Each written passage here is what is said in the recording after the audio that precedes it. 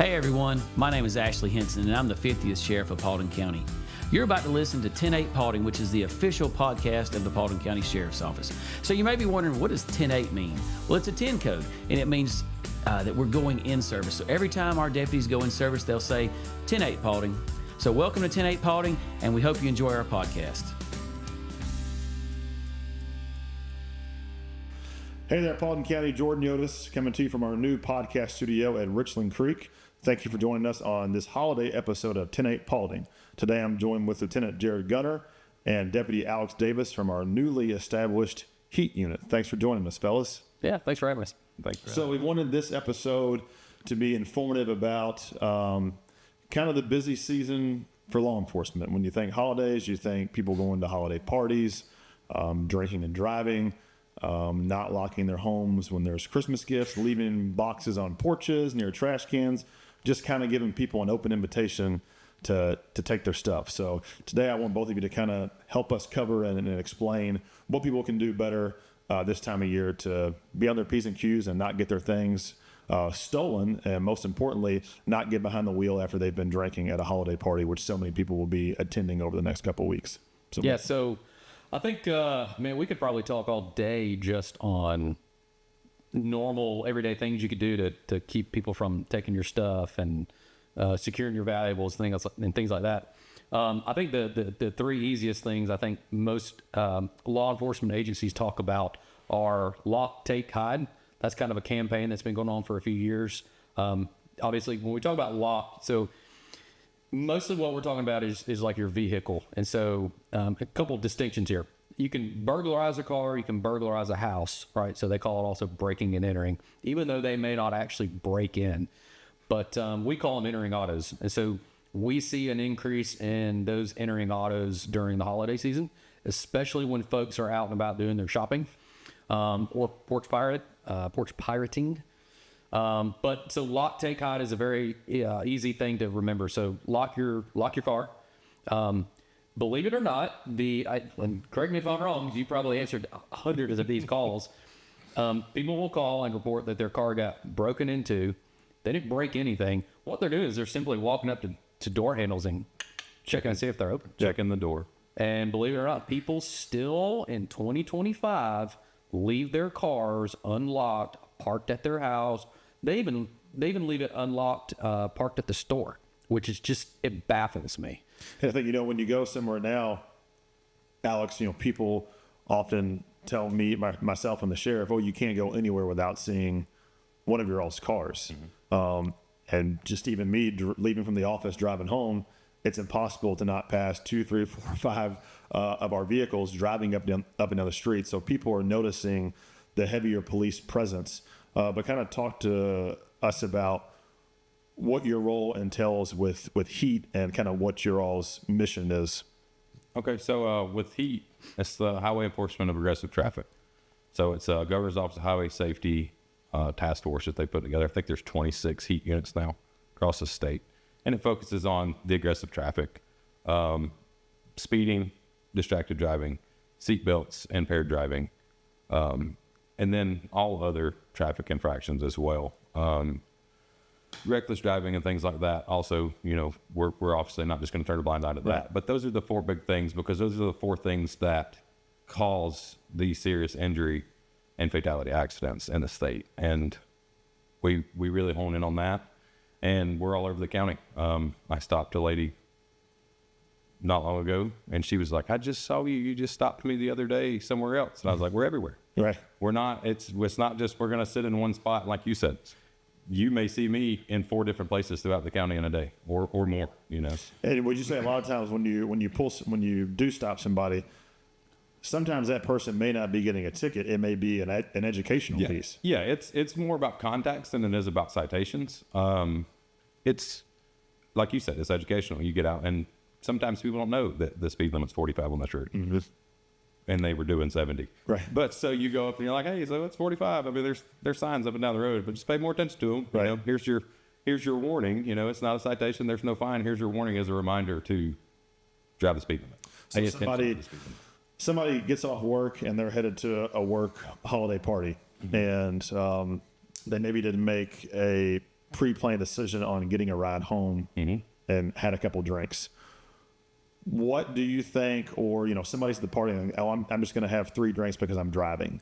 And they think they're fine to drive, but then, they drive home and you see them texting and they're coming head on towards you, and you initiate the traffic stop because of that. And then the last person at the thing is thinking, well, he's pulling me over because I've been drinking. And then quickly you realize, oh, hey, the person's been drinking. So kind of what are some of the signs that you're looking for when you're out there, whether they just left somewhere, or kind of your initial reason for stopping other than an obvious violation?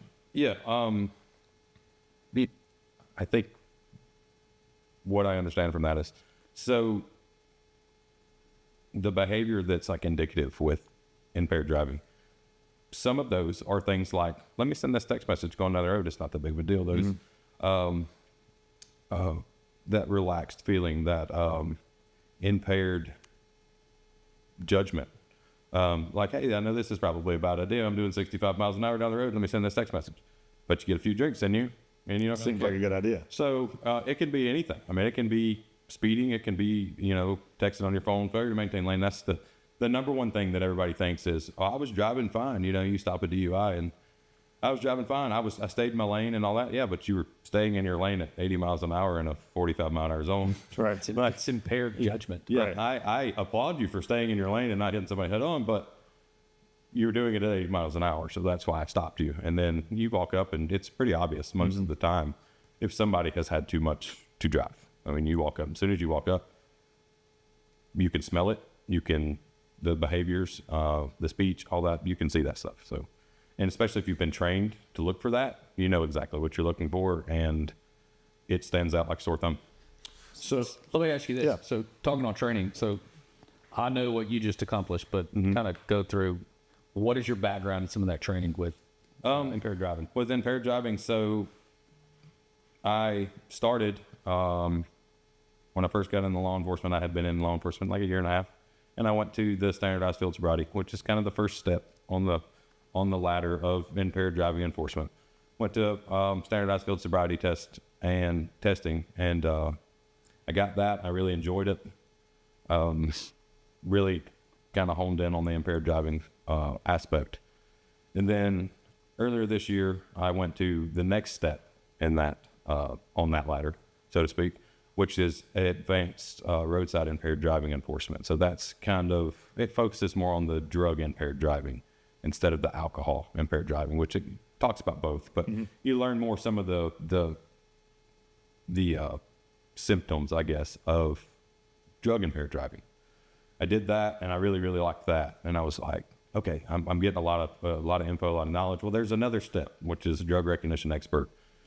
And that's a 160-hour class, I believe is what it turns out to be. A lot. And that kind of blends everything together. It takes SFSTs, it takes A-RIDE, and it slams them together at 200 miles an hour, because it's a lot of information to learn, but it's a lot of really good information, and it helps us kind of rule out, is this a medical issue? Because, things like diabetic episodes and things like that will mimic impaired driving. Even up to like the smell, there's some people that their blood sugar is really, really high. You'll smell like you've been drinking, behind mamas all day or whatever. So it kind of helps you rule out, is this a medical issue? Is this a drug impairment? Is this alcohol impairment? It gives you what to look for. And like I said, it's a lot of information, and it's a lot of science-backed information that you're learning. It's things that's been tried and tested and poked at and prodded at since the 70s. And LAPD started it like they do most everything in the police world. So about 200 hours worth of training. Yeah, and they've really got it down to, a literal science. And it was a lot of fun to go to. It was a fun class, and got to see some things and learned a whole lot of stuff. So that was fun. That was good.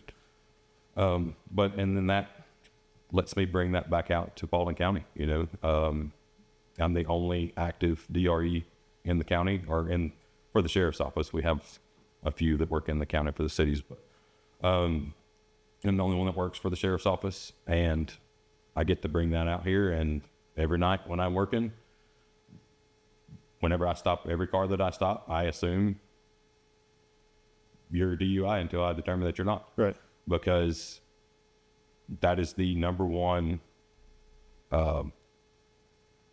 problem, I guess you could say, for serious injury and fatality accidents. And it's really, at this day and age, there's no reason for it. There's so many other. And I would say that your message to people would be, make the smart choice. Like Yeah. you're not coming to work every day thinking, how many people am I going to arrest for DUI? Yeah, no, and I hope one day it's zero. Not because we're not out looking for it, but because we just don't find it. Right.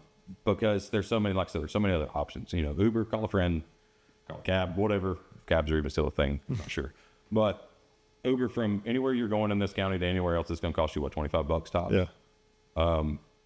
You know, you could probably find somebody to lend you $25. It's much cheaper to come back and get your car the next day. Yeah. To keep from, you know, dropping and killing somebody potentially. Right. So somebody probably give you the money or call you an Uber. Right. The bar you're sitting at. It's cheaper.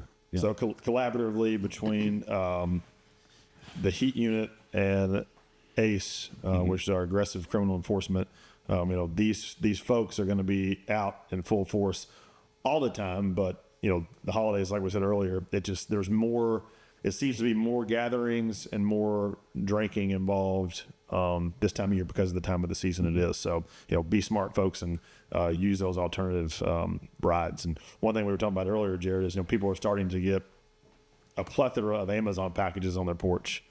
And once they open those packages, either taking them out to their trash can and leaving them, or they get a new 55-inch TV and they got it mounted on the wall in the house. It's perfect, but then they take the box out to the end of the street and leave it. And then that's basically just giving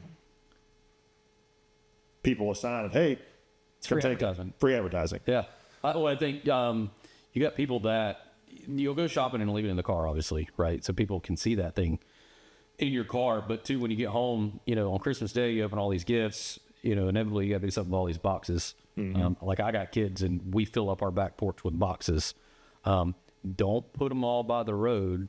Break them down, stick them in a can, burn them at the fire pit, do something. But the big one is, you know, you stick a TV box is usually the prime example. The 55-inch TV box sitting by the road goes, hey, someone just got a 55-inch TV.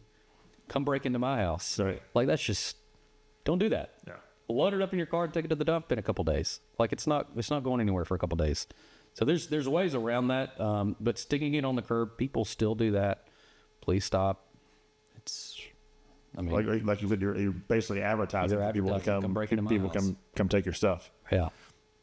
So I think too, as we move forward into the holiday season, you know, just today, earlier on our way over here, Sheriff Henson arrested somebody for aggressive driving and, you know, all those types of things. So from the very top of the organization to the folks that are just coming out of the police academy or mandate school, our folks are out there. I think anybody that's watching this or follows us on social media probably has a pretty good hint that our approach is a little bit different than what it used to be. And the tolerance for committing crimes or doing things that you shouldn't be doing, whether it's drinking and driving or driving erratically, is just not the case. You know, somebody said the other day that they never know what we're going to be driving, which I thought was fascinating for some folks to think that, and you don't know. So, you know, we do have a decent amount of people on the street that are proactively doing what they need to do to make sure that the people that are making these decisions are being stopped. I think it's one thing for us to be, as law enforcement, proactive. That's great. But it would change our world in law enforcement if, like, the community itself were proactive. So kind of taking it back to what I was talking about originally. So lock, take, hide. If you lock your cars, take your keys inside, lock your house at night. Believe it or not, people, this is not 1960, right? You know, how our parents were. I think getting people to, what you just said, though, while it's on my mind, getting people to understand, and you both who are from here, that the county is not the way that it was when you grew up in it, Alex. And we see it on Facebook every day, the comments. Yeah. Oh, this is not the More Paulding we grew up subdivisions. in. Contrary to belief, everybody watching this, we aren't in charge of where they put subdivisions. We are the sheriff's office. We have nothing to do with subdivisions, gas stations, or car washes. Just want to throw that out there. But I love a clean car. but we can't help the growth. With the growth, we're also trying as a sheriff's office to combat that and hire more deputies and get more people on the street. But whether or not the folks who are from here or the transplants or the community as a whole, we have to accept that this is a suburb of the city of Atlanta, and the people are coming, and the county is growing rapidly. You have to, and I may have this term wrong, target harden. So you need to make your I've always had a thing for property crimes. Like, I hate a thief. I work hard for the stuff that I have at my house. So if someone steals it, it makes me mad, and it makes me mad for other victims that get their stuff taken. So you need to kind of be proactive, like we're talking about, locking your car. The other one that I like to talk about a lot when I do neighborhood watch stuff is lighting up your property. So, when I grew up, it was, my parents were always like, turn off the lights, turn everything off, make your house dark. Don't do that. Light it up. LED lights are cheap and they are energy efficient. And leaving the front porch light on, especially if you don't park your car in the garage and shut the door, and you leave it in the driveway, put a dang light on over your driveway. Light it up. Because, and it's simple. If I'm a thief and I have a house that's in the dark, I have a house that's well lit, what house do you think I'm going to go hit? Right. The one that's in the dark, where chances are no one's going to see me. So it's kind of self-explanatory, but believe it or not, people still turn all their lights off. And when they get their stuff broken into, no one ever has a clue. Right. So lighting, it's another one. So I got a few more if you want to hit it. Well, I think too that also just getting people to take a step back further, back to the day or before this technology. Be a good neighbor. Yeah. If you see something that looks suspicious, I have neighbors that aren't exactly close, but they're close enough, and they'll call or text, "Hey, I saw this car, didn't recognize this car." Like, if you see something that's suspicious, that's out of the norm, even if it turns out to be nothing, just give your neighbor a heads up. A couple weeks ago, just on my road, there was a car that appeared to be abandoned that was off on the side of the road. It had an out-of-state license plate, and come to find out, it ended up being a surveyor. But 3 or 4 people on my road there's a text group. Do we know who this car is? That's Facebook groups. Yeah, Facebook groups. Yeah. So Facebook and next door. That's it. Well, we got lock, take, hide. I have another thing that we used to put out: lock, hide, remove. Kind of the same concept. Report it is one of those 6 that we also talk about. So if you see something, say something. If it's suspicious to make you go, "Oh, it's weird," like we do the same thing riding around. Like if I'm riding around patrolling a neighborhood, I'm gonna be like, "Oh, that was weird." If it causes you to do that, probably gonna make everybody else do that. So call and report it. Right. Have us come check it out. It may be nothing. It may be something. Right. So reporting it is a big deal. And that's something to touch on too. I see a lot of people, they will call to report something. Say somebody, a weird car sitting on the street, or a weird, person they've never seen walking around the neighborhood. Like I said, call and report that. We may ride through, and just because you don't see us make contact with that person, or you don't see us check that car out, doesn't mean that we didn't show up. Because I see a bunch of people, I called 3 times and they never showed up. Were you watching the whole time? Or even you driving on the street, and let's say that person had ill intent, but then saw you and was like, "Yeah, I'm getting out of here." Well, it kind of, to go back to when we do neighborhood watch, it's, if you are going to report it, be a good witness. And that means don't just tell stuff like, "Oh, it was a white car." Do you know how many white cars there are when you start looking for white cars? Everybody drives a white car when you start. It's like when you buy a certain vehicle and they're like, I remember all of a sudden you see them everywhere. Yeah. I remember when I started, there was one of the first armed robberies we had at a bank was the description was a FedEx truck. Do you know how many FedEx trucks we saw? A bunch. So, and 2 is Paulding County, so everybody drives a pickup truck, right? So give us a good description, make, model, color. Tag numbers are fantastic, because even if we show up and don't see the car, we can still run the plate and check it out and see, maybe it'll give us an idea of where to start looking. There's ways around that. So be a good witness, give us good descriptions. Plate numbers are fantastic. People descriptions. So if you see people snooping around, good physical descriptions. Don't just give us, white dude. Like that doesn't help. Like give us, clothing descriptions. You had, yellow socks and red sneaker. Like be descriptive.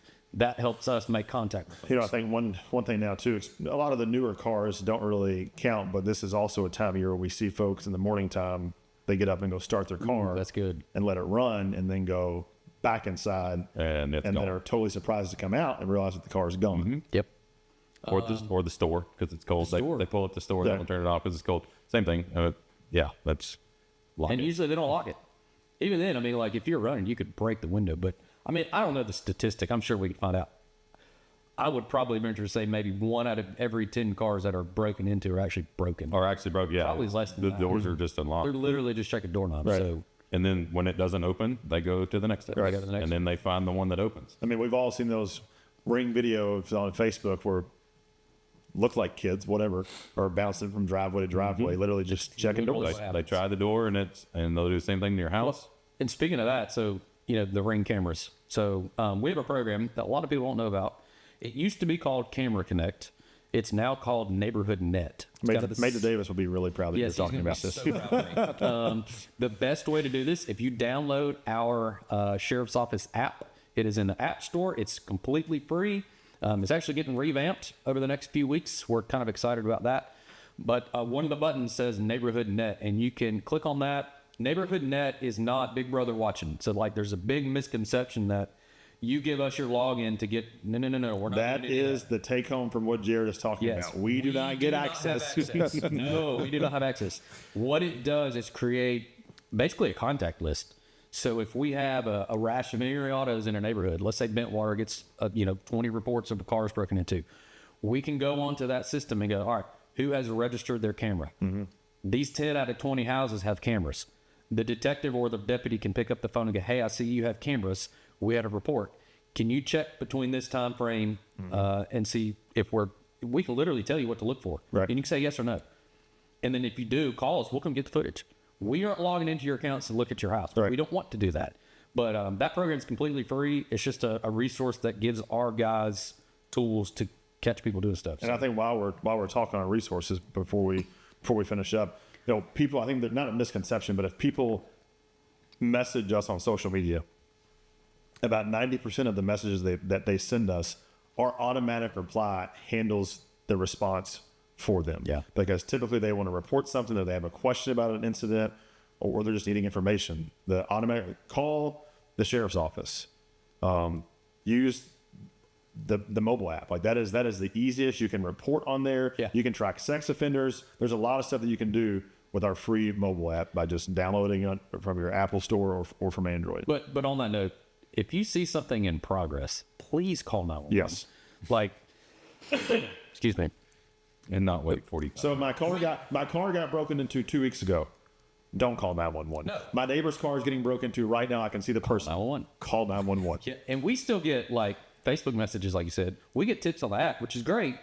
Hey, such and such is going on right now. We get it at 1 a.m. Right. Well, nobody's going to get that more than likely. Maybe a supervisor that's all working overnight, but that's in progress. We don't have time to sit there and look at email 24/7. So if something's going on in progress, especially since it's holiday season, someone's kind of peeking around inside of houses. That happens during the day. Porch pirating. Someone's breaking in a car. Call 911. We'll come out Right. quick. That's literally what we're here for. It's literally what we're here for. And I think sometimes people when they message us, you can tell they're trying to figure out, hey, is this really message worthy, or am I reporting an emergency? Again, like if you think it's an emergency and you need a deputy right away, So call 911. this could be a whole nother podcast, probably in and of itself. I started out 20 years ago at dispatcher. I was a dispatcher. So these calls that you call 911 for, even non-emergency line, they're prioritized. And even the supervisors, even the deputies on the road, they're prioritizing what's most important right now. A car that got broken into 2 weeks ago, or a car that's getting broken into right now. Right. We're going to go to that fast now. Right. That, we may be waiting for a little bit. So, it just depends. There's priorities. So I think that the overall picture with this specific episode was to educate folks and letting them know, we're going to be out there like we have been and we always are, but there is going to be a substantial increase with the heat unit. The sheriff has just been warning folks from the courthouse to just the people that he sees in the community, even at meetings that he goes to. Hey, you're going to see an influx and you are going to see more blue lights in our area than you've probably ever seen before. Oh, it makes me excited. And it's not just, yes, the heat unit will be out, and we'll be out in full force, and we will be out all through this holiday period and beyond, but all through this holiday period, since that's what we're focusing on. And we're also very well aware of the things like fatality accidents go up. They spike during the holiday season because there's more people on the road. Right. You know, people are off work, they're out and they're shopping, or they're going to in-laws or parents or wherever they're going for their Christmas days. But it's not just us, it's statewide. Right. It'll be, Right. if you're just passing through Paulding County, you know, wave at one of the heat guys as you go by safely. But also keep in mind that it's statewide too. And, you know, we have GSP that works in the county. They'll be out. They're also very well aware of what needs to be done to reduce these accidents and stuff. And there's a couple little points there that if you want me to touch on them, I can. Sure. As far as traffic safety, basically just reduce your speed. You got to be patient. I mean, Don't be in a like I hurry. said, yeah, there's more people. Which probably starts with leaving the house a little early. Yeah, leave the house a little earlier. I mean, plan for, yes, one kid's going to be missing a shoe. We all know how that goes. If you're driving through Hiram, yeah, there's a Expect lot to of slow traffic, but There's a few red lights. but you know, just reduce your speed. Wear your seatbelt. That's another big one. We see a lot of people not wearing their seatbelt. Yes, even in a pickup truck, you have to wear a seatbelt. I know that law's kind of ping-ponged for years. If you in a truck, you don't have to. Yes, you have to wear a seatbelt in your truck. Put your phone down. Distracted driving. That's another really big. Oh, all right. And Jeff's over there. He's probably going to I do a whole distracted driving thing with the schools. Distracted driving is not just this thing. It's eating. It's dogs in your laps. makeup. Here's my pet peeve. And Reading. I love the technology. It's touch screens in the car. So I've got a touch screen in the truck that I drive. And to turn up the radio, you have to touch the screen, which drives me nuts because you can't just reach down and grab a knob. Yeah. So in and of itself, if you look down to do whatever on that screen and you get in a wreck, I mean, that could be a contributing factor. Right. So anyway, so distracted driving is not just, oh, I have my phone. It's a lot more than that. The same with your phone and a holder. You got one of the holders that suction cups to your dash. If you drive by and you're doing this, that's distracted driving Right. because you're not looking at the road. Right. And people think they're slick. They drive when people drive by and they're like this. And I'm like, you're still not looking at the road. Regardless if I can see the phone that's, sitting in your lap. The you're goal not is to keep looking. you safe. Yeah. The goal is to focus on the road and pay attention to the car in front of you so you don't rear end it. But yes, so that's the same that I see that all day long. It's in a holder. I wasn't holding it. Yeah, but you were still distracted by it because you're sending the text message or whatever it is you're doing. So, but yeah, like I said, driving distracted, that's a big deal, and it's going to be an even bigger deal because there's more people on the road. That it all boils down to there's more people with more free time that are bored and probably tired of somebody at their house Yep. that are going to be out on the road. Obviously, if you're drinking, find a ride. Don't drive. But those are the four big things that I try to tell everybody when it comes, like I said, when we started this episode with the heat unit. That's the four things that we focus on. Not the only four things we do, but that's the four things that we really focus on. And that's the four things that if we can get those numbers down to zero, we can almost eliminate. It'll never fully go away, but almost eliminate the serious injury and fatality accidents, not just in Paulding County, but across the state. Yeah. If we can get those numbers down to zero or closer to zero, which is the goal, and we're going to reach it. I mean, and just to let everybody know, that's the goal, is to lower those numbers across this county, and we're going to reach that goal. And I'll give a nod too, because these guys will be out working their tails off for impaired driving and all those things. But our patrol guys will be out 24/7. I mean, he can't work 24 hours a day. Just can't do it. I try until we know it. But our patrol guys will be out too. So they'll be doing the exact same thing these guys are. Answering calls for service, obviously, but, in their proactivity, they'll be looking for things like that too. But on top of these guys. So the advantage that the heat guys have is, for the most part, they're not answering calls. They are strictly enforcing, proactive enforcement. Yeah, and I mean, people don't see something bad, they'll go. Right. Yeah, people ask that, and that's what I was going to say. People ask that, and they, well, so you don't go to calls at all? Well, no. If something's right around the corner from me, and it's a for real emergency, that traffic stop can wait. Right. I'm going to go to that. Like, Right. I'm still a sheriff's deputy. Right. I still know how to do all the same things everybody else does. Right. I'm just on this specialized. Right. unit. So just because it doesn't involve a warning or a citation or a traffic stop doesn't mean that I'm not going to Right. be there. And y'all know me. I'll be the first one there. Yeah. As we wrap up, is there anything else you guys would like the public to know as they watch this as the holidays approach? Yeah. I just want to kind of reiterate those 4 points that we talked about at the beginning, which is, reduce your speeds, wear your seatbelts, put your phone down, and I'll eliminate all distractions in your car, not just your phone. Yeah. And if you're impaired or have even just had a couple, find a ride, whether that be Uber, a friend, Right. walking, whatever it is. Make a smart choice. Don't. Yeah. Smart choice. I'll kind of hit, just to kind of hit my points. Lock, take, hide. I mean, I think I talked about locking your car. I think I've hit that enough. Hiding it. So, ladies are typically what we see are ladies with their purses. They'll leave them in the front passenger seat. They'll leave them on the center console. That's broadcasting, kind of going back to advertising. Right. Please just hide it or take it in with you. So it kind of goes back to hiding is if you can't take it with you, hide it somewhere else in your car. Put it in the back seat, put it under your seat, put it in the trunk, do something. And then, or just remove it altogether. So don't leave valuables. Believe it or not, people still leave guns. Yeah. Don't leave your gun. Wallets, cash, keys to their house, passports, birth certificates, like really important things and really valuable things in their cars completely unlocked. And then you're going to go out and spend thousands of dollars at the stores for the holidays for Christmas and Right. leave it all in your car. Like that just, it's simple. Lock your car, take your stuff, or hide it. That's it. Well, I can't thank you both enough for your time. Be safe while you're out there over the course of the next couple of weeks with the community, protecting the servant. Again, I think the information that we got today was valuable. Hopefully the community listens and makes smart choices, doesn't drink and drive, and locks their car, lock their homes, which all seem like super simple things, but you'd be surprised, obviously, as we all are. So we can't thank you all enough for the support we've had this year with our podcast. This will be our last podcast for the year. We look forward to a full year of our podcast, 10-8 Paulding, coming up in 2026. Merry Christmas.